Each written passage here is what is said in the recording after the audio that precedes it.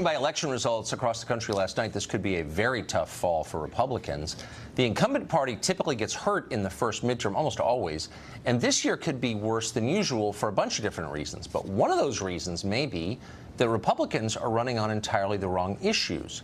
Your average Republican office holder seems to believe that most Americans love mass immigration. They say that all the time. Turns out it's not just love mass immigration. So do professional Democrats. It increases the size of their party. But normal people are very skeptical of it, actually. Consider a new CBS YouGov poll. It's amazing. Turns out far more Americans think immigration is making their communities worse, not better. And it's not just those dreaded white people Democrats are always attacking who think that. 45% of African Americans say immigration is hurting them. Only 17% say it's helping.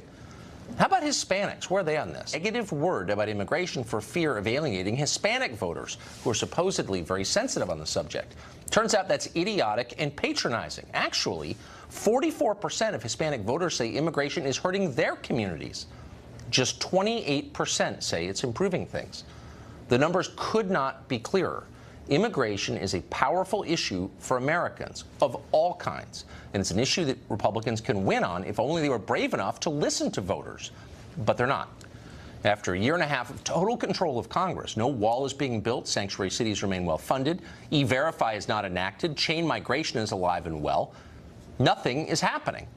And now the media are telling you it's immoral somehow to separate illegal immigrant parents from their children. Lots of Republicans agree with this, but wait. Americans who get arrested are separated from their children. American citizens should be treated more harshly than illegal aliens? How is that?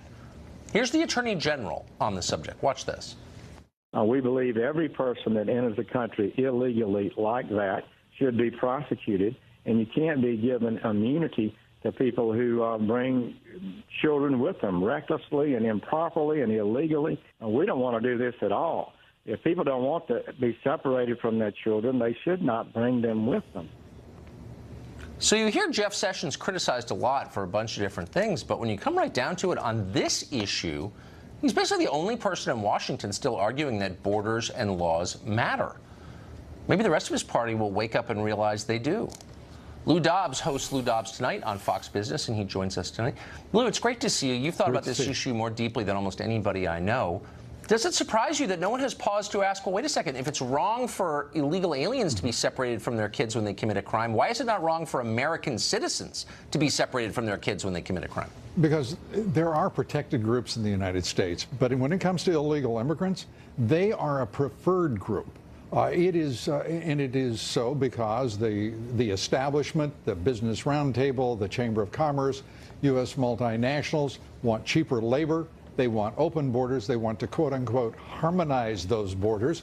You don't hear much about the North American Union anymore, but under George Bush and through most of the Obama administration, the North American Union, that is, bringing Canada and Mexico together with the United States, was their ultimate goal. Yes. They've had to back off because of the numbers that you just showed in that poll, because the reality is Americans understand what's happening. Whatever the race, whatever the sex, whatever the socioeconomic dicing you want to do with the numbers, Americans know when they're being lied to, and they can feel the reality. And the reality is that we don't have borders because we, in the last month, just returned to the highest levels of illegal immigration across our southern border. What's so interesting when you look at these numbers is that Democrats will tell you, and the media tells you, and a lot of Republicans tell you, that people don't like immigration because they're racist, because they're bigots. Right. When you look at the numbers, less than 20% of African Americans say immigration has made their communities better. They're not for it. Hispanic Americans, same thing. So it's not really about bigotry, actually, because this cuts across races. Oh, absolutely. And, of course, the entire left wing and establishment argument collapses if people look at the reality. The reality is that all of those ethnocentric interest groups and activist groups are basically spewing propaganda, and it's all been picked up by the national left-wing media, supported by the establishment and corporate America, to obviously the detriment of working men and women, particularly at the lowest paying levels, lowest skilled levels, lowest education levels in this country. Because the people crossing that border, as the president has made clear throughout, are not coming across on the basis of merit. They're coming across on the basis of Mexican government policy, which insists that they be transferred to the United States, Exactly. the poor, the least advantaged amongst their society. That is, you know, you've been saying this for 20 years, and I remember vividly when we worked at another network, and you said things like that, and people laughed at you, and it turned out you were right. You were completely right. I mean, it must frustrate you. Well, they still laugh a little bit, I hope, because we should have a sense of humor about the reality that is American politics. We just elected a president in 2016 who was talking about each of these issues, and the idiot establishment are telling the rhinos in the Republican Party they should run on tax cuts instead of on trade, on jobs, on markets that are improving, and the issue of illegal immigration. That's right. And That's border exactly security. right. Lou Dobbs, thank you for that. It's great to see you. Great to be with you. Thanks.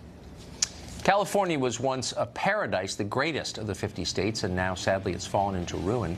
After yesterday's primaries, is there any hope for it? Gubernatorial candidate John Cox of California joins us after the break.